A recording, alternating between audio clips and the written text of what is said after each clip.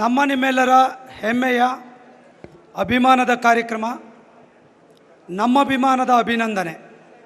ಈ ರಾಜ್ಯದ ಈ ನಾಡಿನ ನೇತೃತ್ವವನ್ನು ವಹಿಸಿರುವಂಥ, ಈ ರಾಜ್ಯಕ್ಕೆ ಒಂದು ಹೊಸ ದಿಕ್ಕು, ಹೊಸ ಭಾಷ್ಯವನ್ನು ಬರೆಯುವಂಥ ವಿಚಾರದಲ್ಲಿ ನೇತೃತ್ವವನ್ನು ವಹಿಸಿ ಮುಖ್ಯಮಂತ್ರಿಗಳಾಗಿ ಹಾಗೆ ಉಪಮುಖ್ಯಮಂತ್ರಿಗಳಾಗಿ ಕಾರ್ಯನಿರ್ವಹಿಸ್ತಾ ಇರುವಂಥವ್ರಿಗೆ ಗೌರವವನ್ನು ಸಲ್ಲಿಸಬೇಕಾಗಿರುವಂಥದ್ದು ನಮ್ಮ ಸಂಘದ ಬಹುದೊಡ್ಡ ಜವಾಬ್ದಾರಿ. ಆ ಜವಾಬ್ದಾರಿಯನ್ನು ನಮ್ಮ ಸಂಘ ಸಾಂಪ್ರದಾಯಿಕವಾಗಿ ಹಿಂದೆ ಸಿದ್ದರಾಮಯ್ಯನವರು ಇರ್ಬೋದು, ಇವತ್ತು ಡಿ ಕೆ ಶಿವಕುಮಾರ್ ಸಾಹೇಬ್ರು ಇರ್ಬೋದು, ಎಲ್ರಿಗೂ ಕೂಡ ಸನ್ಮಾನವನ್ನು ಮಾಡ್ತಾ ಬಂದಿದ್ದೇವೆ. ಇವತ್ತಿನ ಈ ಮುಖ್ಯಮಂತ್ರಿಗಳು ಮತ್ತು ಉಪಮುಖ್ಯಮಂತ್ರಿಗಳಿಗೆ ಸನ್ಮಾನ ಮಾಡುವಂಥ ಶುಭ ಸಂದರ್ಭದ ನಮ್ಮ ಅಭಿಮಾನದ 6 ಲಕ್ಷ ಸರ್ಕಾರಿ ನೌಕರರು, ಅವರ ಫ್ಯಾಮಿಲಿ ಸೇರಿದಂತೆ ಇರುವಂಥ 25 ಲಕ್ಷ ಕುಟುಂಬದ ಸದಸ್ಯರ ಪರವಾಗಿ ನಮ್ಮ ಹೆಮ್ಮೆಯ ನಮ್ಮ ಅಭಿಮಾನದ ಮುಖ್ಯಮಂತ್ರಿಗಳಿಗೆ ಇವತ್ತು ಅಭಿನಂದನೆ ಸಲ್ಲಿಸುವಂಥ ಸಂದರ್ಭ. ಈ ಅಭಿನಂದನೆ ಸಲ್ಲಿಸಬೇಕಾದಾಗ ಪರಮ ಪೂಜ್ಯ ಆದಿಚುಂಚನಗಿರಿ ಪೀಠಾಧ್ಯಕ್ಷರಾಗಿರುವಂಥ ನಿರ್ಮಲಾನಂದನಂದ ಮಹಾಸ್ವಾಮೀಜಿಗಳಲ್ಲಿ ವಿನಂತಿ ಮಾಡಿಕೊಂಡಾಗ ಈ ಕಾರ್ಯಕ್ರಮಕ್ಕೆ ಬಂದಿದ್ದಾರೆ. ಈ ಕಾರ್ಯಕ್ರಮದ ಗೌರವವನ್ನು ಹೆಚ್ಚಿದ್ದಾರೆ. ಮಾನ್ಯ ಮುಖ್ಯಮಂತ್ರಿಗಳ ಅಭಿನಂದನಾ ಸಮಾರಂಭದಲ್ಲಿ ಪೂಜ್ಯ ಶ್ರೀಗಳು ಉಪಸ್ಥಿತರಿರಬೇಕು ಅನ್ನೋದು ನಮ್ಮೆಲ್ಲರ ಬಯಕೆ ಆಗಿತ್ತು. ಪೂಜ್ಯ ಶ್ರೀಗಳು ಈ ಕಾರ್ಯಕ್ರಮಕ್ಕೆ ಭಾಗವಹಿಸಿದ್ದು, ದಿವ್ಯ ಸಾನ್ನಿಧ್ಯ ವಹಿಸಿರೋದಕ್ಕಾಗಿ ಭಕ್ತಿಪೂರ್ವಕವಾಗಿರುವಂಥ ನಮಸ್ಕಾರಗಳನ್ನು ಸಲ್ಲಿಸ್ತಾ, ಹಾಗೆ ಸಿದ್ಧಗಂಗಾ ಮಠದ ಸಿದ್ಧಲಿಂಗ ಮಹಾಸ್ವಾಮೀಜಿಗಳು ಈ ಕಾರ್ಯಕ್ರಮಕ್ಕೆ ದಿವ್ಯ ಸಾನ್ನಿಧ್ಯವನ್ನು ವಹಿಸಿದ್ದಾರೆ. ಅವ್ರಿಗೆ ಕೂಡ ಈ ಸಂದರ್ಭದಲ್ಲಿ ಭಕ್ತಿಪೂರ್ವಕವಾಗಿರುವಂಥ ನಮಸ್ಕಾರಗಳು ಸಲ್ಲಿಸ್ತಾ, ಈ ಕಾರ್ಯಕ್ರಮವನ್ನು ಉದ್ಘಾಟನೆ ಮಾಡಿ ನಮ್ಮ ಅಭಿನಂದನೆಯನ್ನು ಸ್ವೀಕರಿಸಲಿಕ್ಕೆ ಬಂದಿರುವಂಥ ನಮ್ಮ ನಿಮ್ಮೆಲ್ಲರ ಹೆಮ್ಮೆಯ ನೆಚ್ಚಿನ ಅಭಿಮಾನದ ನಾಯಕರಾಗಿರುವಂಥ ಡಿ ಕೆ ಶಿವಕುಮಾರ್ ಅವರು ಈ ಕಾರ್ಯಕ್ರಮಕ್ಕೆ ಬಂದಿದ್ದಾರೆ. ಅವ್ರಿಗೆ ನಮ್ಮ ನಿಮ್ಮೆಲ್ಲರ ಪರವಾಗಿ ಕೂಡ ನನ್ನ ಅಧ್ಯಕ್ಷನಾಗಿ ಮತ್ತೊಮ್ಮೆ ಸ್ವಾಗತವನ್ನು ಬಯಸ್ತಾ, ಮತ್ತೊಮ್ಮೆ ಈ ಕಾರ್ಯಕ್ರಮದಲ್ಲಿ ಕೂಡ ಈ ರಾಜ್ಯದ ಉಪಮುಖ್ಯಮಂತ್ರಿಯಾಗಿ ಸನ್ಮಾನವನ್ನು ಸ್ವೀಕರಿಸಲಿಕ್ಕೆ ಬಂದಿರುವಂಥ ನಮ್ಮ ಜಿಲ್ಲೆಯವರು ಆಗಿರುವಂಥ, ನಮ್ಮ ಸಂಘಟನೆ ಬಗ್ಗೆ ಅಭಿಮಾನವನ್ನು ಹೊಂದಿರುವಂಥ ಪರಮೇಶ್ವರ್ ಸಾಹೇಬ್ರವರಿಗೆ ಕೂಡ ನಾನು ಈ ಸಂದರ್ಭದಲ್ಲಿ ನಮಸ್ಕಾರಗಳೊಂದಿಗೆ ಸ್ವಾಗತವನ್ನು ಬಯಸ್ತಾ, ನಿವೃತ್ತ ನೌಕರ ಸಂಘದ ಅಧ್ಯಕ್ಷರು ಭೈರಪ್ಪನವರು, ರಮೇಶ್ ಸಂಘ ಅವರು ಸಚಿವಾಲಯ ನೌಕರ ಸಂಘದ ಅಧ್ಯಕ್ಷರು, ಹಾಗೆ ಅಮೃತರಾಜ್ ಅವರು BBMP ಅಸೋಸಿಯೇಷನ್ ಪ್ರೆಸಿಡೆಂಟ್, ಹಾಗೆ ಭಾಗವಹಿಸಿರುವಂಥ ಎಲ್ಲ ಜಿಲ್ಲೆ ತಾಲೂಕಿನ ರಾಜ್ಯದ ಮೂಲೆ ಮೂಲೆಗಳಿಂದ ಬಂದಿರುವಂಥ ಪದಾಧಿಕಾರಿಗಳು, ಅಧ್ಯಕ್ಷರು, ನೌಕರ ಬಾಂಧವರಿಗೆ ಈ ಕಾರ್ಯಕ್ರಮಕ್ಕೆ ಅಧ್ಯಕ್ಷನಾಗಿ ನಾನು ಸ್ವಾಗತವನ್ನು ಬಯಸ್ತಾ ಇದ್ದೇನೆ. ಹಾಗೂ ಮಾಧ್ಯಮ ಮಿತ್ರರಿಗೂ ಕೂಡ ಸ್ವಾಗತವನ್ನು ಬಯಸ್ತಾ, ವಿಶೇಷವಾಗಿ ನಾವಿವತ್ತು ಡಿ ಕೆ ಶಿವಕುಮಾರ್ ಅವ್ರಿಗೆ ಮಾನ್ಯ ಮುಖ್ಯಮಂತ್ರಿಗಳಾದ ಮೇಲೆ ಅಭಿನಂದನೆಯನ್ನು ಸಲ್ಲಿಸಬೇಕು ಅನ್ನುವಂಥ ಯೋಚನೆಯನ್ನು ನಾವು ಮಾಡಿದ್ವಿ. ಬಹುಶಃ ಒಂದಿಷ್ಟು ವಿಳಂಬ ಆಯಿತು. 5ನೇ ತಾರೀಕು ಈ ಕಾರ್ಯಕ್ರಮವನ್ನು ನಾವು ಮಾಡಬೇಕಾಗಿತ್ತು. ಮಾನ್ಯ ಮುಖ್ಯಮಂತ್ರಿಗಳು ಡೇಟನ್ನು ಕೊಟ್ಟಿದ್ದರು. ನನಗೆ ಉಭಯ ಪೂಜಾ ಶ್ರೀಗಳು ಕೂಡ ಈ ಕಾರ್ಯಕ್ರಮದಲ್ಲಿ ಇರಬೇಕು, ಅವರ ಸಾನ್ನಿಧ್ಯದಲ್ಲಿ ಆಗಬೇಕಂತಂದಾಗ ಆದಿಚುಂಚನಗಿರಿ ಗುರುಗಳು 11ನೇ ತಾರೀಕು ಬರ್ತಾನೆ, ಮುಖ್ಯಮಂತ್ರಿಗಳ ಟೈಮ್ ಇದೆಯಾ ಕೇಳಿದ್ರು. ಮುಖ್ಯಮಂತ್ರಿಗಳು ಕೂಡ ದಿನಾಂಕಕ್ಕೆ ಹೊಂದ್ಕೊಂಡಂಥ ಕಾರಣಕ್ಕಾಗಿ ಇವತ್ತು ಈ ಕಾರ್ಯಕ್ರಮ ರಜಾ ದಿನ ಆದ ಸಂದರ್ಭದಲ್ಲಿ ಸಾವಿರಾರು ಸಂಖ್ಯೆಯಲ್ಲಿ 30-40 ಸಾವಿರ ನೌಕರು ತಾವೆಲ್ಲ ಕೂಡ ನಿಂತ್ಕೊಂಡು ಈ ಕಾರ್ಯಕ್ರಮವನ್ನು ನೋಡ್ತಾ ಇದ್ದೀರಾ. ಈ ಕಾರ್ಯಕ್ರಮಕ್ಕೆ ನಿಜವಾಗ್ಲೂ ಕೂಡ ನಿಮ್ಮಿಂದ ಗೌರವ ಬಂದಿದೆ ಅನ್ನುವಂಥ ಮಾತನ್ನು ಈ ಸಂದರ್ಭದಲ್ಲಿ ತಮ್ಮೊಟ್ಟಿಗೆ ಹೇಳ್ಕೊಳ್ತಾ, ಇವತ್ತು ನಾವೆಲ್ಲ ಸರ್ಕಾರಿ ನೌಕರರು. ಒಂದು ಕಾಲದಲ್ಲಿ 7,70,000 ಜನ ನೌಕರಿದ್ವಿ. ಅವಾಗ ರಾಜ್ಯದ ಜನಸಂಖ್ಯೆ 3 ಕೋಟಿ ಇತ್ತು. ಇವತ್ತು 7 ಕೋಟಿ ಜನಸಂಖ್ಯೆ ಇದೆ. ಕೆಲಸ ಮಾಡ್ತಾ ಇರೋರ ಸಂಖ್ಯೆ 5,25,000 ನೌಕರರು. ಇವತ್ತು 82 ಇಲಾಖೆನಲ್ಲಿ, ಸಾವಿರಾರು ಕ್ಯಾಡರ್ನಲ್ಲಿ ಹೆಣ್ಣು ಮಕ್ಕಳು, ಪುರುಷ ನೌಕರರು, ಹಲವಾರು ವೃಂದಗಳಲ್ಲಿ ಕೂಡ ಇವತ್ತು ನಾವು ಕೆಲಸವನ್ನು ಮಾಡ್ತಾ ಇದ್ದೇವೆ. ಎಲ್ಲರೂ ಕೂಡ ಹೇಳ್ತಾರೆ, ಇವತ್ತು ಆಡಳಿತ ಯಂತ್ರದ ಚಕ್ರ, ಆಡಳಿತ ವ್ಯವಸ್ಥೆ ಬೆನ್ನೆಲುಬು ಯಾರು ಅಂತ ಹೇಳಿದ್ರೆ ಈ ರಾಜ್ಯದ ಸರ್ಕಾರಿ ನೌಕರು ಅಂತ ಹೇಳ್ತಾರೆ. ಬಹುಶಃ ಸರ್ಕಾರ ಮತ್ತು ಸಮಾಜ ಸಮುದಾಯದ ನಡುವೆ ಸೇತುವೆಯಾಗಿ ಯಾರು ಕೆಲಸ ಮಾಡ್ತಾರೆ ಅಂತ ಹೇಳಿದ್ರೆ ಅದು ಸರ್ಕಾರಿ ನೌಕರು ಅನ್ನುವಂಥದ್ದನ್ನು ಹೇಳಿರ್ತಾರೆ. ಸರ್ಕಾರಿ ನೌಕರರು ಈ ಸರ್ಕಾರದ, ಈ ಸಮಾಜದ ಶಕ್ತಿ, ಈ ಸಮಾಜದ ಆಸ್ತಿ ಅನ್ನುವಂಥ ಮಾತನ್ನು ಕೂಡ ಹೇಳ್ತಾರೆ. ರಾಜ್ಯದ ಅಭಿವೃದ್ಧಿಯಲ್ಲಿ ನಿಜವಾದ ಪಾಲುದಾರರು ಯಾರು ಅಂತ ಹೇಳಿದ್ರೆ ಅದು ಕೂಡ ಸರ್ಕಾರಿ ನೌಕರು ಅನ್ನುವಂಥದ್ದನ್ನು ಹೇಳ್ತಾರೆ. ಇನ್ನು ಮುಂದುವರೆದು ಹೇಳ್ತಾರೆ, ಸರ್ಕಾರಿ ನೌಕರು ಸರ್ಕಾರ ಅಂತ ಹೇಳಿದ್ರೆ ಒಂದೇ ನಾಣ್ಯದ 2 ಮುಖಗಳಿದ್ದಂತೆ ಅನ್ನುವಂಥದ್ದನ್ನು ಕೂಡ ಹೇಳ್ತಾರೆ. ಸೊ ಹಾಗಾಗಿ ಒಂದು ರಾಜ್ಯವನ್ನು ಅಭಿವೃದ್ಧಿ ಮಾಡಬೇಕು ಅಂತ ಹೇಳಿದ್ರೆ ಆ ರಾಜ್ಯದ ನಿರ್ಣಯ ಆಗುವಂಥದ್ದು ಆ ರಸ್ತೆಯಿಂದನೋ ಅಥವಾ ಪ್ರಾಜೆಕ್ಟಿಂದನೋ ಅಥವಾ ಕಟ್ಟಡಗಳಿಂದ ಮಾತ್ರ ಅಲ್ಲ, ಸಮರ್ಥವಾಗಿ ಜನಪರ ಯೋಜನೆಗಳನ್ನು ಕಟ್ಟ ಕಡೆಯ ವ್ಯಕ್ತಿಗೆ ಯಾವಾಗ ತಲುಪಿಸ್ತಾರೆ ಆ ಸರ್ಕಾರ ಉತ್ತಮ ಆಡಳಿತ ಕೊಡುತ್ತೆ ಅಂತ ಹೇಳಲಿಕ್ಕೆ ಸಾಧ್ಯ ಆಗ್ತದೆ. ಇವತ್ತು ಅಂಥ ಒಂದು ಸಾಧ್ಯವಾಗುವ ಕೆಲಸವನ್ನು ಈ ರಾಜ್ಯದಲ್ಲಿರುವಂಥ 5,25,000 ಸರ್ಕಾರಿ ನೌಕರರು ನಾವೆಲ್ಲ ಕೂಡ ಪ್ರಾಮಾಣಿಕವಾಗಿ ಮಾಡ್ತಾ ಇದ್ದೇವೆ. ಒಂದು ಕಡೆ ಹೇಳ್ತಾರೆ ಸಂತೃಪ್ತ ನೌಕರರು ಸಮರ್ಥ ಆಡಳಿತ ಅಂತ ಹೇಳ್ತಾರೆ. ಸಂತೃಪ್ತ ನೌಕರರು ಸಮರ್ಥ ಆಡಳಿತ, ಸಮರ್ಥ ಆಡಳಿತ ಸಮೃದ್ಧ ಕರ್ನಾಟಕ ಅನ್ನುವಂಥ ಮಾತನ್ನು ಹೇಳ್ತಾರೆ. ಸಂತೃಪ್ತ ನೌಕರರಿಂದ ಸಮೃದ್ಧ ಕರ್ನಾಟಕವನ್ನು ನಾವು ನಿರ್ಮಾಣ ಮಾಡಬಹುದು ಅನ್ನುವಂಥ ಮಾತುಗಳನ್ನು ಭಾಳ ಕಡೆ ನಾವು ಹೇಳ್ತಾ ಇರ್ತೇವೆ. ಆದರೆ ಅದಾಗ್ತಾ ಇದೆಯಾ ಇಲ್ವಾ ಅನ್ನುವಂಥ ಚರ್ಚೆಗಳು ಇವತ್ತಿನ ನಮ್ಮ ವೇದಿಕೆಯಲ್ಲೂ ಕೂಡ ಆಗುತ್ತೆ ಅನ್ನುವಂಥ ಮಾತನ್ನು ಹೇಳ್ತಾ, ಇವತ್ತು ನಾವೆಲ್ಲ ರಾಜ್ಯ ಸರ್ಕಾರಿ ನೌಕರರು ಮಧ್ಯಮ ವರ್ಗದ ಕುಟುಂಬದಲ್ಲಿ ಹುಟ್ಟಿರುವಂಥವ್ರು. ನಾವೆಲ್ಲ ತುಂಬ 100 ಎಕರೆ ಜಮೀನು ಇರುವಂಥವ್ರಲ್ಲ. ನಮ್ಮ ತಂದೆ ತಾಯಿಗಳು ಸ್ಥಿತಿವಂತ ಕುಟುಂಬದಿಂದ ಹುಟ್ಟಿ ಬೆಳೆದು ಬಂದಂಥವ್ರಲ್ಲ. ಒಂದು ಸಾಮಾನ್ಯ ಸರ್ವಿಸ್ ಎಕ್ಸಾಮಿನೇಷನ್, KPSC ಎಕ್ಸಾಮಿನೇಷನ್ಗಳನ್ನು ಬರೆದು ಇವತ್ತು ಸರ್ಕಾರಿ ನೌಕರರಾಗಿ ಇವತ್ತು 7 ಕೋಟಿ ನೌಕರರ ಬವಣೆಯನ್ನು ನೀಗಿಸುವಂಥ ಬಹುದೊಡ್ಡ ಕೆಲಸವನ್ನು ಈ ರಾಜ್ಯದಲ್ಲಿ ಯಾರಾದರೂ ಮಾಡ್ತಾ ಇದ್ದಾರೆ ಅಂದರೆ ಅದು ರಾಜ್ಯ ಸರ್ಕಾರಿ ನೌಕರು ಅನ್ನುವಂಥದ್ದನ್ನು ಭಾಳ ಅಭಿಮಾನದಿಂದ ಹೇಳಲಿಕ್ಕೆ ಬಯಸ್ತೇನೆ. ಬಹುಶಃ ನಾವು ಯಾವತ್ತೂ ಕೂಡ ಹಿಂದೆ ಬಿದ್ದಿಲ್ಲ. ಇವತ್ತು ಆಡಳಿತ ಇರ್ಬೋದು, ವ್ಯವಸ್ಥೆ ಇರ್ಬೋದು, ಹಲವಾರು ಸಂದರ್ಭಗಳಲ್ಲಿ ಈ ರಾಜ್ಯದ ಸರ್ಕಾರದ ಜೊತೆ ನಾವಿದ್ದೇವೆ. ಯಾವುದೇ ಸರ್ಕಾರಗಳಿರಲಿ ಆ ಸರ್ಕಾರದ ಭಾಗವಾಗಿ ಇವತ್ತು ನಾವು ಕೆಲಸ ಮಾಡ್ತಾ ಇದ್ದೇವೆ. ಹಿಂದೆ ಕೋವಿಡ್ ಬಂತು, ಫ್ಲಡ್ ಬಂತು, ಅರ್ಥಕ್ವೇಕ್ ಆಯಿತು, ಅದಾದ ಸಂದರ್ಭದಲ್ಲಿ ಪ್ರಕೃತಿ ವಿಕೋಪಗಳಾಗಿದೆ, ಕಾನೂನು ಸುವ್ಯವಸ್ಥೆಗಳು ಹದಗೆಟ್ಟಿದೆ. ಆ ಎಲ್ಲ ಸಂದರ್ಭಗಳಲ್ಲೂ ಕೂಡ ನಮ್ಮ ಜೀವದ ಅಂಗನ ತೊರೆದು ಈ ವ್ಯವಸ್ಥೆಯಲ್ಲಿ ಸಮಾಜದಲ್ಲಿ ನೆಮ್ಮದಿ, ಶಾಂತಿ, ರಕ್ಷಣೆ ಕೊಡುವಂಥ ಕೆಲಸವನ್ನು ಯಾರಾದರೂ ಕೂಡ ಆಡಳಿತ ವ್ಯವಸ್ಥೆಯಲ್ಲಿ ಮಾಡ್ತಾ ಇದ್ದಾರೆ ಅಂದರೆ ಈ ರಾಜ್ಯದ ಸರ್ಕಾರಿ ನೌಕರು ಅನ್ನೋದನ್ನು ಭಾಳ ಹೆಮ್ಮೆಯಿಂದ ಹೇಳಲಿಕ್ಕೆ ನಾನು ಬಯಸ್ತಾ ಇದ್ದೇನೆ. ಬಹುಶಃ ಇಂಥ ಒಂದು ಸಂಘಟನೆಯಲ್ಲಿ ಬಹುಶಃ ನಾನು ಮಾನ್ಯ ಮುಖ್ಯಮಂತ್ರಿಗಳಿಗೆ, ಉಪಮುಖ್ಯಮಂತ್ರಿಗಳಿಗೆ ವಿನಂತಿ ಮಾಡಿಕೊಳ್ತೇನೆ. ಇವತ್ತು ನಾವೇನಾದರೂ ಕೂಡ ರಾಜ್ಯದಲ್ಲಿ ಅನೇಕ ಸಂದರ್ಭಗಳಲ್ಲಿ ಸಮಾಜಮುಖಿಯಾಗಿ, ಜನಮುಖಿಯಾಗಿ ಈ ಸರ್ಕಾರದ ಭಾಗವಾಗಿ ಕೂಡ ಕೆಲಸ ಮಾಡಿ ಸಾಕಷ್ಟು ದೇಣಿಗೆಗಳನ್ನು, ಸಾವಿರಾರು ಕೋಟಿ, ನನ್ನ ವರದಿಯ ಪ್ರಕಾರ ಇಲ್ಲಿಯವರೆಗೆ 2,000 ಕೋಟಿಗೂ ಕೂಡ ಭೈರಪ್ಪನವರಿದ್ದಾರೆ. ಅವರ ಅವಧಿಯಿಂದ ಇಲ್ಲಿಯವರೆಗೆ 2,000 ಕೋಟಿಗೂ ಹೆಚ್ಚಿನ ದೇಣಿಗೆಯನ್ನು ಸರ್ಕಾರಕ್ಕೆ ಕೊಟ್ಟಂಥ ದೊಡ್ಡ ವರ್ಗ ಅಂದರೆ ಈ ರಾಜ್ಯದ ಸರ್ಕಾರಿ ನೌಕರರು. ಅದು ಕೋವಿಡ್ ಇರಲಿ, ಫ್ಲಡ್ ಇರಲಿ, ಎಲ್ಲ ಸಂದರ್ಭಗಳಲ್ಲಿ. ಬಹುಶಃ ಇಂಥ ಒಂದು ಶುಭ ಸಂದರ್ಭದಲ್ಲಿ ನಮ್ಮ ಬೇಡಿಕೆಗಳು ಕೂಡ ತುಂಬ ಇದೆ. ನಾನು ತುಂಬ ಬೇಡಿಕೆಗಳನ್ನು ತಮ್ಮ ಗಮನ ಕೇಳಲಿಕ್ಕೆ ಹೋಗೋದಿಲ್ಲ. ಒಂದೆರಡು ಸಂಗತಿಗಳನ್ನು ಪ್ರಸ್ತಾಪ ಮಾಡ್ತೇನೆ. ಅದಕ್ಕಿಂತ ಮುಂಚೆ ಈ ರಾಜ್ಯದ ಮುಖ್ಯಮಂತ್ರಿಗಳಿಗೆ ಕೂಡ ನಾವು ಭರವಸೆಗಳನ್ನು ಕೊಡಬೇಕು. ಅವ್ರಿಗೆ ಒಂದು ನಂಬಿಕೆಯನ್ನು ಹುಟ್ಟಿಸ್ಬೇಕು. ನಾವು ಹೆಂಗಿದ್ದೇವೆ, ಹೆಂಗೆ ಕೆಲಸ ಮಾಡ್ತೇವೆ, ಒತ್ತಡ ಹೆಂಗಿದೆ, ನಮ್ಮ ಸಮಸ್ಯೆ ಏನಿದೆ, ನಮ್ಮ ಕೌಟುಂಬಿಕ ಬದುಕು ಏನು ಸಮಸ್ಯೆಲಿದೆ, ಅದೆಲ್ಲದನ್ನು ಕೂಡ ಅವರ ಗಮನಕ್ಕೆ ತಂದು ಸುಧಾರಣೆ, ಬದಲಾವಣೆ, ಜಾಗೃತಿ ಮೂಡಿಸುವಂಥ ವಿಚಾರದಲ್ಲಿ ಅವರ ಗಮನ ಸೆಳೆಯುವಂಥ ಕೂಡ ಕೆಲಸವನ್ನು ಕೂಡ ನಾನಿವತ್ತು ಮಾಡ್ತೇನೆ. ಬಹುಶಃ ಅವರು ಕೂಡ ಅರ್ಥ ಮಾಡ್ಕೊಳ್ತಾರೆ. ಬಹುಶಃ ಅವ್ರಿಗೆ ಅನುಭವ ಇದೆ, ವಿಚಾರ ಇದೆ, ವಯಸ್ಸಿದೆ, ಅದೆಲ್ಲದಕ್ಕಿಂತ ಇಚ್ಛಾಶಕ್ತಿ ಇದೆ. ಅದೆಲ್ಲದಕ್ಕಿಂತ ಈ ರಾಜ್ಯದ ಸರ್ಕಾರಿ ನೌಕರರು ಕೂಡ ನನ್ನ ಕುಟುಂಬ ಅನ್ನುವಂಥ ಭಾವನೆ ಸನ್ಮಾನ್ಯ ಮುಖ್ಯಮಂತ್ರಿಗಳಲ್ಲಿದೆ. ಯಾಕೆ ಈ ಮಾತನ್ನು ನಾನು ಹೇಳ್ತೇನೆ ಅಂತ ಹೇಳಿದ್ರೆ, ಬಹುಶಃ ನಿಮಗೆ ಗೊತ್ತಿಲ್ಲ, DK ಶಿವಕುಮಾರ್ ಪರಮೇಶ್ವರ್ ಸಾಹೇಬರು ನನ್ನ ಸ್ಟೂಡೆಂಟ್ ಲೈಫಲ್ಲಿ ಇದ್ದಾಗಿಂದ ನಮ್ಮದು ಅವ್ರದ್ದು 4-5 ಕಿಲೋಮೀಟ್ರ್ ಊರು, ಅವರು ತುಂಬ ಹತ್ರದಿಂದ ನಾನು ನೋಡಿದ್ದೇನೆ. ಆದರೆ DK ಶಿವಕುಮಾರ್ ಅವರು ನನಗೆ ಪರಿಚಯ ಇರಲಿಲ್ಲ. ನಾನು ರಾಜ್ಯದ ಅಧ್ಯಕ್ಷನಾಗಿದ್ದೆ. ಅವರು ಮೇ 2023ರಲ್ಲಿ ಉಪಮುಖ್ಯಮಂತ್ರಿಯಾಗಿ ಅಧಿಕಾರವನ್ನು ಸ್ವೀಕರಿಸ್ತಾರೆ. ನನ್ನ ಜೀವನದಲ್ಲಿ ನಾನು ಮರೀಲಿಕ್ಕೆ ಸಾಧ್ಯ ಇಲ್ಲ. ಫಸ್ಟ್ ಕ್ಯಾಬಿನೆಟ್ ಸಿದ್ದರಾಮಯ್ಯ ಸಾಹೇಬ್ರು ಅವರು ಕ್ಯಾಬಿನೆಟ್ ಮಾಡಿ ಕ್ಯಾಬಿನೆಟ್ ರೂಮಿಂದ ಆಚೆ ಬರ್ತಾರೆ.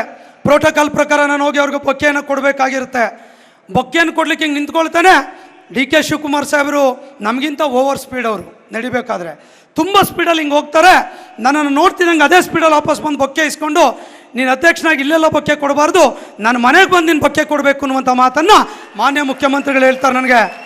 ನನಗೆ ಅವಾಗ ಅನಿಸುತ್ತೆ, ಈ ರಾಜ್ಯದ ಸರ್ಕಾರಿ ನೌಕರರಿಗೆ, ಸಂಘಟನೆಯ ನಾಯಕರಿಗೆ ನಿಜವಾದ ಗೌರವ ಕೊಡುವಂಥ ನಾಯಕ ಯಾರು ಅಂದರೆ ನಮ್ಮ ಮುಖ್ಯಮಂತ್ರಿಗಳಾಗಿರುವಂಥ DK ಶಿವಕುಮಾರ್ ಅವರು ಅನ್ನುವಂಥದ್ದು ಹೇಳಿಕ್ಕೆ ಬಯಸ್ತೇನೆ.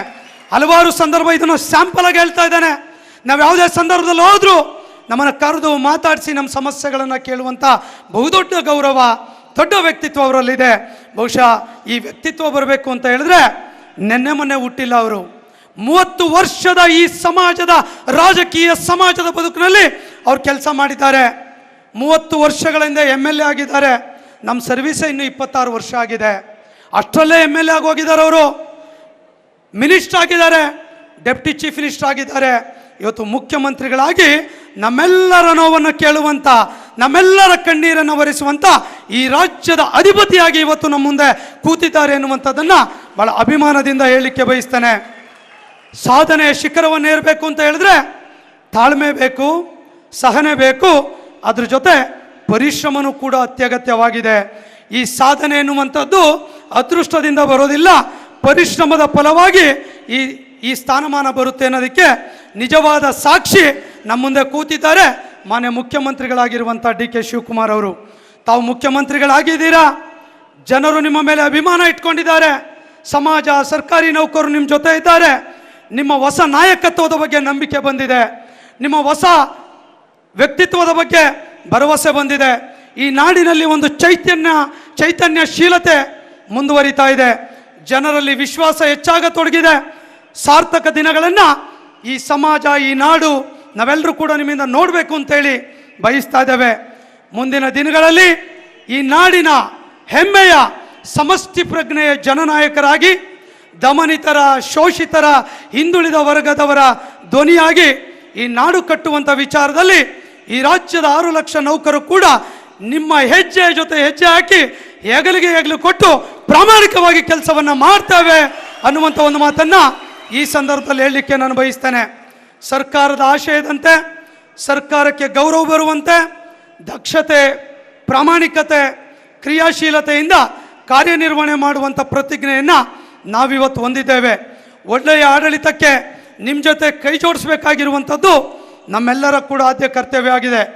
ಆಡಳಿತದಲ್ಲಿ ಸಾಕಷ್ಟು ಸುಧಾರಣೆಗಳಾಗಬೇಕಾಗಿದೆ, ಆಡಳಿತದಲ್ಲಿ ಸಾಕಷ್ಟು ಬದಲಾವಣೆಗಳಾಗಬೇಕಾಗಿದೆ. ಆಡಳಿತ ಸುಧಾರಣದ ವರದಿಗಳನ್ನು ನೋಡ್ತಾ ಇದ್ದೀರಾ, ಕೆಲವು ಅವೈಜ್ಞಾನಿಕವಾಗಿದೆ, ಆದರೆ ನಾವು ಹೇಳುವಂಥದ್ದು ಪ್ರಾಕ್ಟಿಕಲ್ ಆಗಿದೆ. ಇವತ್ತು ನೌಕರರ ಸಮಸ್ಯೆಗಳನ್ನು ಪ್ರಾಕ್ಟಿಕಲ್ ಆಗಿ ತೆಗೆದುಕೊಂಡು ಆ ಇಲಾಖೆಯನ್ನು ಅಭಿವೃದ್ಧಿಪಡಿಸುವಂಥದ್ದು, ಆರ್ಥಿಕ ವೆಚ್ಚಗಳನ್ನು ಕಡಿಮೆ ಮಾಡುವಂಥದ್ದು, ಸಾಕಷ್ಟು ಜನಮುಖಿಯಾಗಿ ಜನಪರವಾಗಿ ಯೋಜನೆ ಮುಟ್ಲಿಕ್ಕೆ ಬೇಕಾಗಿರುವಂಥ ಎಲ್ಲ ಸುಧಾರಣಾ ಕ್ರಮಗಳ ಜೊತೆ ಈ ರಾಜ್ಯದ ನೌಕರು ಕೂಡ ತಮ್ಮ ಜೊತೆ ಇದ್ದೇವೆ ಅನ್ನುವಂಥ ಒಂದು ಮಾತನ್ನು ಹೇಳಲಿಕ್ಕೆ ನಾನು ಬಯಸ್ತಾ ಇದ್ದೇನೆ. ಸನ್ಮಾನ್ಯ ಮುಖ್ಯಮಂತ್ರಿಗಳ ನೇತೃತ್ವದಲ್ಲಿ ಇಷ್ಟು ಭರವಸೆಯನ್ನು ನಾವು ಕೊಡ್ತಾ ಇದ್ದೇವೆ. ಇಡೀ ರಾಜ್ಯದ 4-5 ಲಕ್ಷ ಜನ ಯೂಟ್ಯೂಬ್ ಮೂಲಕ ಈ ಕಾರ್ಯಕ್ರಮವನ್ನು ನೋಡ್ತಾ ಇದ್ದಾರೆ. ನಿಮ್ಮ ಹೆಜ್ಜೆಯ ಜೊತೆ ನಾವು ಕೂಡ ಹೆಜ್ಜೆ ಹಾಕ್ತೇವೆ. ಈ ರಾಜ್ಯದಲ್ಲಿ ಮುಖ್ಯಮಂತ್ರಿಗಳಾಗಿ ತಮ್ಮ ಅವಧಿಯಲ್ಲಿ ಶಾಶ್ವತವಾಗಿ ಇತಿಹಾಸದ ಪುಟಗಳಲ್ಲಿ ಸೇರುವಂಥ ದಿನಗಳಲ್ಲಿ ತಮ್ಮ ಆಡಳಿತ ಹೊಸ ಚೈತನ್ಯವನ್ನು ಮೂಡಲಿ ಎನ್ನುವಂಥ ಶುಭಾಶಯಗಳನ್ನು ಈ ಸಂದರ್ಭದಲ್ಲಿ ತಮಗೆ ನಾಡಿನ ಮೂಲಕವಾಗಿ ಕೂಡ ನಾವು ಕೋರಲಿಕ್ಕೆ ಬಯಸ್ತೇವೆ. ಹಾಗೆ ಸನ್ಮಾನ್ಯ ಉಪಮುಖ್ಯಮಂತ್ರಿಗಳು ಡಿ ಕೆ ಶಿವಕುಮಾರ್ ಅವರು, ಉಪಮುಖ್ಯಮಂತ್ರಿಗಳಾಗಿರುವಂಥ ಡಾಕ್ಟರ್ ಜಿ ಪರಮೇಶ್ವರ್ ಅವರು ಕೂಡ ಇದ್ದಾರೆ. ಅವರು ಕೂಡ ಕಳೆದ 35 ವರ್ಷಗಳಿಂದ ಈ ನಾಡಿನಲ್ಲಿ ಕೂಡ ಕೆಲಸವನ್ನು ಮಾಡ್ತಾ ಇದ್ದಾರೆ. ಸಾಮಾನ್ಯ ಶಾಸಕರಾಗಿ ನಮ್ಮ ತುಮಕೂರು ಭಾಗದಲ್ಲಿ ಸಾಕಷ್ಟು ಆಸ್ಪತ್ರೆಗಳಿರ್ಬೋದು, ಶಾಲೆ ಕಾಲೇಜುಗಳನ್ನು ತೆರೆದ್ರ ಮೂಲಕ ಬಡ ವಿದ್ಯಾರ್ಥಿಗಳ ಬದುಕಿನ ಜೊತೆ ಅವರ ಅವಕಾಶಗಳನ್ನು ಕೂಡ ಕೊಟ್ಟಿರೋದನ್ನು ನಾವ್ಯಾರೂ ಕೂಡ ಮರೀಲಿಕ್ಕೆ ಸಾಧ್ಯ ಇಲ್ಲ. ಎಲ್ಲ ಸಂದರ್ಭದಲ್ಲಿ ಹೋದಾಗಲೂ ಕೂಡ ನಮ್ಮ ನೌಕರ ಪರವಾಗಿ ನಮ್ಮ ನಾಯಕರು ಹೆಮ್ಮೆಯಿಂದ ನಮ್ಮನ್ನು ಸ್ವಾಗತಿಸ್ತಾರೆ, ಗೌರವಿಸ್ತಾರೆ. ನಮ್ಮೆಲ್ಲ ಸಮಸ್ಯೆಗಳ ಜೊತೆ ಕೂಡ ಅವರಿದ್ದಾರೆ. ಇಂಥ ಸಂದರ್ಭದಲ್ಲಿ ಅವರು ಕೂಡ ನಮ್ಮ ಜೊತೆ ಇವತ್ತಿನ ಕಾರ್ಯಕ್ರಮದಲ್ಲಿ ಇರುವಂಥದ್ದು ತುಂಬ ಸಂತೋಷ ತಂದಿದೆ. ನಿಮ್ಮಿಬ್ಬರ ನಾಯಕರ ನೇತೃತ್ವದಲ್ಲಿ ಖಂಡಿತ ನಮ್ಮ 2 ಡಿಮ್ಯಾಂಡ್ ಅಷ್ಟೇ ಸರ್, ನಾವು ತುಂಬ ಡಿಮ್ಯಾಂಡ್ ನಿಮ್ಗೆ ಹೇಳೋದಿಲ್ಲ. ಬಹುಶಃ ಡಾಕ್ಟರ್ ಜಿ ಪರಮೇಶ್ವರ್ ಅವರು NPS OPS ಮಾಡುವಂಥ ಮ್ಯಾನಿಫೆಸ್ಟೋ ಕಮಿಟಿಯ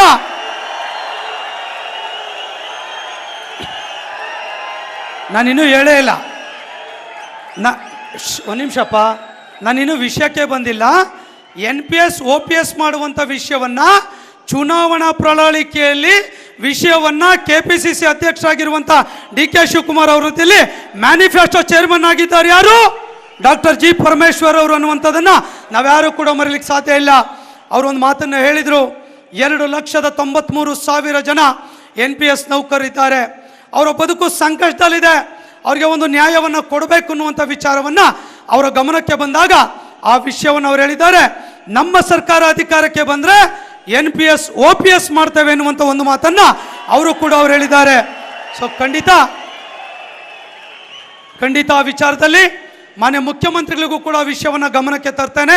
ಈ ರಾಜ್ಯದಲ್ಲಿ ತುಂಬ ಜನ ಇಲ್ಲ, 2,93,000 ಜನ ಇದ್ದಾರೆ. 5-6 ರಾಜ್ಯಗಳಲ್ಲಿ OPS ಜಾರಿಗೆ ತಂದುಬಿಟ್ಟಿದ್ದಾರೆ. ನಮ್ಮ ರಾಜ್ಯದಲ್ಲಿ ಸಿದ್ದರಾಮಯ್ಯನವರು ಮುಖ್ಯಮಂತ್ರಿಗಳಿದ್ದಾಗ 5 ಜನ ಅಧಿಕಾರಿಗಳ ಸಮಿತಿಯನ್ನು ರಚನೆ ಮಾಡಿದರು. ಇದೇ ವೇದಿಕೆಯಲ್ಲಿ ಮುಖ್ಯಮಂತ್ರಿಗಳು ಘೋಷಣೆ ಮಾಡಿದರು ಸಿದ್ದರಾಮಯ್ಯನವರು. ಆ ಸಮಿತಿ ಈಗಾಗಲೇ ವರದಿಯನ್ನು ಸಿದ್ಧಪಡಿಸಿದೆ. ಆ ವರದಿಯನ್ನು ತಾವು ಸ್ವೀಕಾರವನ್ನು ಮಾಡಿ ಅದನ್ನು ಅಂಗೀಕರಿಸುವ ಹಂತಕ್ಕೆ ಇವತ್ತು ಬಂದಿದೆ. ಆ ತೀರ್ಮಾನದ ಪ್ರಕಟಣೆಯನ್ನು ಮಾನ್ಯ ಮುಖ್ಯಮಂತ್ರಿಗಳು ಉಪಮುಖ್ಯಮಂತ್ರಿಗಳು ಮಾಡಿದ್ರೆ ಈ ರಾಜ್ಯದ 6 ಲಕ್ಷ ನೌಕರು ಕೂಡ ತಮ್ಮ ಫೋಟೋವನ್ನು ಮನೇಲಿ ಹಾಕ್ಕೊಳ್ತಾರೆ. ಯಾಕೆ ಈ ಮಾತನ್ನು ಹೇಳ್ತೇನೆ ಅಂದರೆ, ಬಹುಶಃ ಗೋವಿಂದೇಗೌಡರಿದ್ರು, ಶಿಕ್ಷಣ ಸಚಿವರಿದ್ದರು, 1 ಲಕ್ಷ ಶಿಕ್ಷಕರನ್ನು ಏಕಕಾಲದಲ್ಲಿ ನೇಮಕಾತಿ ಮಾಡಿದ್ರು. ಇವತ್ತು 15-20 ವರ್ಷ ಸರ್ವಿಸ್ ಆಗಿದೆ. ಪ್ರತಿಯೊಬ್ಬರು ಮನೇಲಿ ತೆಗೆದು ನೋಡಿದ್ರು ಕೂಡ ಗೋವಿಂದೇಗೌಡರು ಫೋಟೋ ಅವ್ರ ಮನೆಯಲ್ಲಿದೆ. ಕಾರಣ ಯಾಕೆ ಅಂದರೆ ಅವರ ಬದುಕನ್ನು ಕಟ್ಕೊಟ್ಟಿದ್ದಾರಲ್ಲಿ. ನಾನು ಈ ಸಂದರ್ಭದಲ್ಲಿ ತಮ್ಮ ವಿನಂತಿ ಮಾಡಿಕೊಳ್ತೇನೆ, ಹಿಂದೆ ಸಿದ್ದರಾಮಯ್ಯನವರ ಅವಧಿನಲ್ಲಿ ಸಾಕಷ್ಟು ಕೆಲಸಗಳಾಗಿದೆ, ಯಡಿಯೂರಪ್ಪನವರಿದ್ದಾಗ ಸಾಕಷ್ಟು ಕೆಲಸಗಳಾಗಿದೆ. ಅದೇ ರೀತಿ 3ನೇ ಸ್ಥಾನವನ್ನು ಅಲಂಕರಿಸುವ ಮುಖ್ಯಮಂತ್ರಿಗಳು ಯಾರಾದರೂ ಇದ್ದರೆ ಅದು DK ಶಿವಕುಮಾರ್ ಅವರ ಕಾಲದಲ್ಲಿ ಅದಾಗಬೇಕು ಅನ್ನುವಂಥದ್ದಾಗಿದೆ. ಆ NPS OPS ಆಗುವಂಥ 7-8 ಲಕ್ಷದ ಭವಿಷ್ಯದ ಕುಟುಂಬದ ಜೊತೆ ತಾವಿರಬೇಕು ಅನ್ನುವಂಥ ಒಂದು ಪ್ರಾರ್ಥನೆ ಮಾಡ್ತಾ, ಈ ವಿಚಾರದಲ್ಲಿ ನೀವು ತೆಗೆದುಕೊಳ್ಳುವಂಥ ಒಳ್ಳೆ ತೀರ್ಮಾನದ ಜೊತೆ ನಾವಿದ್ದೇವೆ. ನಾಡಿನ ಮೂಲೆ ಮೂಲೆಯಿಂದ ಭಾಳಷ್ಟು ಜನ ನಿರೀಕ್ಷೆ ಮಾಡಿದ್ದೇವೆ. ಮುಂದಿನ ದಿನಗಳಲ್ಲಿ ಇದು ತೀರ್ಮಾನ ತೆಗೆದುಕೊಂಡ ಕೆಲವೇ ದಿನಗಳಲ್ಲಿ ಇಡೀ ರಾಜ್ಯದ 5 ಲಕ್ಷ ನೌಕರನ್ನ ಒಂದೇ ಕಡೆ ಸೇರಿಸಿ ನಿಮ್ಮನ್ನ ಕರೆದು ದೊಡ್ಡ ಸನ್ಮಾನವನ್ನು ಕೂಡ ನಾವು ಮಾಡೋರಿದ್ದೇವೆ.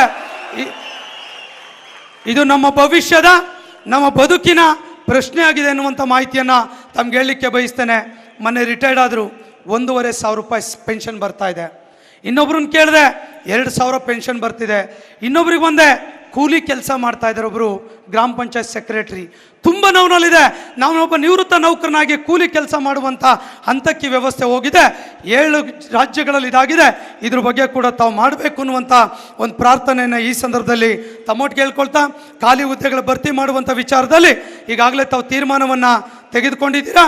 ಸುಮಾರು 60-70 ಸಾವಿರ ಜನ ನೌಕರ ನೇಮಕಾತಿಗೆ ಗಡುವು ಕೂಡ ಕೊಟ್ಟಿದ್ದೀರಾ.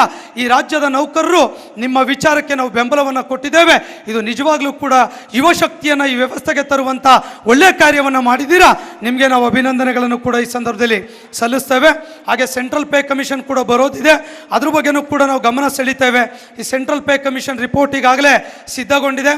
ರಾಜ್ಯದಲ್ಲೂ ಕೂಡ 22 ರಾಜ್ಯದಲ್ಲಿ ಕೇಂದ್ರ ಮಾದರಿಯ ವೇತನ ಇದೆ. ದುರ್ದೈವ ಕರ್ನಾಟಕದಲ್ಲಿ ಇಷ್ಟು ವರ್ಷ ಆಗಲಿಲ್ಲ. ಸರ್, ನಿಮ್ಮಲ್ಲಿ ವಿನಂತಿ ಮಾಡ್ಕೊಳ್ತೇನೆ, ಇದು ಒಂದು ಪ್ರಮುಖವಾದ ಕೆಲಸ. ಈ 2 ಕೆಲಸ ಮಾಡಿಕೊಟ್ರೆ ನೀವು ಹೇಳೋದು ಬೇಡ, ನಾವು ಮಾಡಿ ತೋರಿಸ್ತೇವೆ. ನೀವು ಹೇಳೋದು ಬೇಡ, ನಾವು ಮಾಡಿ ತೋರಿಸ್ತೇವೆ. ನೀವು ಭಾಳ ಸಂದರ್ಭದಲ್ಲಿ ಹೇಳ್ತಾ ಇರ್ತೀರಾ, ನಮ್ಮಿಂದ ಕೇಳ್ತೀರಾ, ನಿಮ್ಮಿಂದ ಏನು ಅಂತ ತಾವು ಕೇಳ್ತೀರಾ. ನಾವೇನು ಅನ್ನೋದನ್ನು ಹೇಳಲ್ಲ ಸರ್, ನಿಜವಾಗ್ಲೂ ಹೇಳ್ತೇವೆ. ನಮ್ಗೆ ಯಾವುದೇ ಗ್ಯಾರಂಟಿಗಳ ಅವಶ್ಯಕತೆ ಇಲ್ಲ. ಸಾಹೇಬ್ರು ಹೇಳ್ತಾ ಇದ್ರು, ನೌಕರರು ಗ್ಯಾರಂಟಿಗಳನ್ನು ತಗೊಂಡಿದ್ದೀರಾ ಅಂತೇಳಿ. ನಮಗೆ ಈಗಲೂ ಹೇಳ್ತೇವೆ ಸರ್, ನಿಮ್ಮೆಲ್ಲ ಗ್ಯಾರಂಟಿಗಳು ನೀವು ವಾಪಸ್ ತಗೊಳ್ಳಿ. ನೌಕರದು ಈ 2 ಗ್ಯಾರಂಟಿಗಳನ್ನು ನಮಗೆ ಮಾತ್ರ ಕೊಡಿ ಅನ್ನುವಂಥ ತೀರ್ಮಾನವನ್ನು ನಾವು ನಿಮ್ಗೆ ಹೇಳಲಿಕ್ಕೆ ನಾವು ಬಯಸ್ತೇವೆ. ಇನ್ನು 2 ವರ್ಷಗಳ ಅವಧಿ ಇದೆ.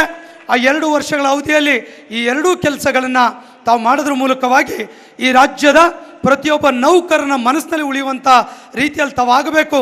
ಆ ದಿನಗಳನ್ನು ನಾವೆಲ್ಲರೂ ಕೂಡ ತುಂಬ ಹತ್ತಿರದಿಂದ ನೋಡಬೇಕು ಅನ್ನುವಂಥ ಕನಸನ್ನು ನಾವು ಒತ್ತಿದ್ದೇವೆ ಅನ್ನುವಂಥ ಮಾತನ್ನು ಹೇಳ್ತಾ, ಈ ಸಂದರ್ಭದಲ್ಲಿ ಪೂಜ್ಯ ಶ್ರೀಗಳು ಕೂಡ ನಮ್ಮ ಜೊತೆ ಬಂದಿದ್ದಾರೆ.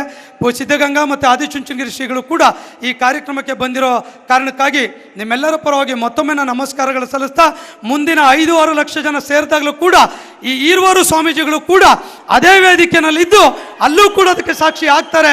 ಆ ದಿನಗಳನ್ನು ನಾವು ಹತ್ತಿರದಿಂದ ನೋಡ್ತೇವೆ. NPS OPS ಆಗೋದು, ಸೆಂಟ್ರಲ್ ಪೇ ಕಮಿಷನ್ ಆಗುವಂಥ ವಿಚಾರದಲ್ಲಿ ನಿಮ್ಮ ಸಹಕಾರವನ್ನು ನಾವು ನಿರೀಕ್ಷೆ ಮಾಡ್ತೇವೆ ಅನ್ನುವಂಥ ಒಂದು ಮಾತನ್ನು ಈ ಸಂದರ್ಭದಲ್ಲಿ ಹೇಳ್ತಾ, ಮಾನ್ಯ ಮುಖ್ಯಮಂತ್ರಿಗಳಿಗೆ ನಿಮ್ಮೆಲ್ಲರ ಪರವಾಗಿ ಈ 2 ಮನವಿಯನ್ನು ಕೂಡ ನಾನು ಅವ್ರಿಗೆ ಅರ್ಪಣೆ ಮಾಡ್ತೇನೆ. ನಾನು ಬೇರೆ ಚರ್ಚೆಗಳನ್ನು, ಬೇರೆ ವಿಷಯಗಳನ್ನು ಮಾತಾಡಲಿಕ್ಕೆ ಹೋಗೋದಿಲ್ಲ, ಸಮಯ ಇಲ್ಲ. ಸಾಹೇಬರು ಕೂಡ ಮುಂದಿನ ಕಾರ್ಯಕ್ರಮಕ್ಕೆ ಹೋಗಬೇಕಾಗಿರೋದ್ರಿಂದ ಮುಂದಿನ ದಿನಗಳಲ್ಲಿ ಈ ವಿಷಯಗಳ ಬಗ್ಗೆ ನಾವು ಚರ್ಚೆಯನ್ನು ಮಾಡ್ತೇವೆ. ಆಡಳಿತ ಸುಧಾರಣೆ ವಿಚಾರದಲ್ಲಿ ನಿಮ್ಮ ಜೊತೆ ನಮ್ಮ ಸಲಹೆಗಳು ಕೂಡ ಇದೆ ಸರ್. ದಯಮಾಡಿ ಅದನ್ನು ಸ್ವೀಕರಿಸಿ ಅದ್ರ ಬಗ್ಗೆ ಕೂಡ ಗಮನವನ್ನು ಹರಿಸಬೇಕು ಅಂತ ಹೇಳಿ, ನಮ್ಮ ನಿವೃತ್ತ ನೌಕರರು ಕೂಡ ಸರ್, ಈ ರಾಜ್ಯದಲ್ಲಿ 4,70,000 ಜನ ಇದ್ದಾರೆ. ಅವ್ರಿಗೆ ಕೂಡ ಸಂಧ್ಯಾ ಕಿರಣ ಅನ್ನುವಂಥ ಒಂದು ಯೋಜನೆ ಇದೆ ಸರ್. ಅದೀಗಾಗಲೇ ಕ್ಯಾಬಿನೆಟ್ ಅಂತ ಬಂದಿದೆ. ಅದು ಕೂಡ ತಮ್ಮ ಕಾಲದಲ್ಲಿ ಆಗಬೇಕು ಅನ್ನೋದು ಭೈರಪ್ಪನವರ ಆಶೆ ಆಗಿದೆ. ಸೊ ಆ ಫ್ಯಾಮಿಲಿ ಕೂಡ ನಿಮ್ಮ ಜೊತೆ ಇರ್ತದೆ. ಅವರು ನಾವೆಲ್ಲ ಸೇರಿದ್ರೆ 12ರಿಂದ 13 ಲಕ್ಷ ಫ್ಯಾಮಿಲಿ ಇಂಟು 4 ಜನ ಅಂತ ಹೇಳಿದ್ರೆ 60-70 ಲಕ್ಷ ಇರುವಂಥ ಒಂದು ದೊಡ್ಡ ಕುಟುಂಬ ಈ ರಾಜ್ಯದ ನೌಕರ ಕುಟುಂಬ ಸರ್. ದಯಮಾಡಿ ನಮ್ಮ ಬಗ್ಗೆ ವಿಶೇಷವಾದ ಅಭಿಮಾನ, ಪ್ರೀತಿ ಉಪಮುಖ್ಯಮಂತ್ರಿಗಳು ಇಡಬೇಕು ಅನ್ನುವಂಥ ಒಂದು ಪ್ರಾರ್ಥನೆಯನ್ನು ನಿಮ್ಮೆಲ್ಲರ ಪರವಾಗಿ ಜೋರಾದ ಚಪ್ಪಾಳೆ ಮೂಲಕ ಹೇಳೋದ್ರ ಮೂಲಕ ನಾನು ಮಾತಾಡ್ತಾ ಈ ಮನವಿಯನ್ನು ಮಾನ್ಯ ಮುಖ್ಯಮಂತ್ರಿಗಳಿಗೆ ಅರ್ಪಣೆ ಮಾಡ್ತಾನೆ. ಧನ್ಯವಾದಗಳು. ಅವರ ವೇಗ, ಅವರ ವ್ಯಕ್ತಿತ್ವದ ಬಗ್ಗೆ ನಮಗೆ ಅಪಾರ ಭರವಸೆ ಇದೆ. ಹೀಗೆ ಹಲವು ಮಹತ್ವದ ಮಾತುಗಳನ್ನು ವ್ಯಕ್ತಪಡಿಸಿದ್ದಾರೆ ಶ್ರೀ CS ಷಡಾಕ್ಷರಿ ಅವರು. ಇದೀಗ NPS, OPS, ಕೇಂದ್ರ ಮಾದರಿ ವೇತನ, ಕರ್ನಾಟಕ ಆರೋಗ್ಯ ಸಂಜೀವಿನಿ ಯೋಜನೆ KAS ಈ ಎಲ್ಲದರ ಕುರಿತಾದ ಮನವಿಯನ್ನ ಸನ್ಮಾನ್ಯ ಮುಖ್ಯಮಂತ್ರಿಗಳಿಗೆ ಸಲ್ಲಿಸಿದ್ದಾರೆ ಶ್ರೀ CS ಷಡಾಕ್ಷರಿ ಅವರು. ನಿಮ್ಮೆಲ್ಲರ ಪರವಾಗಿ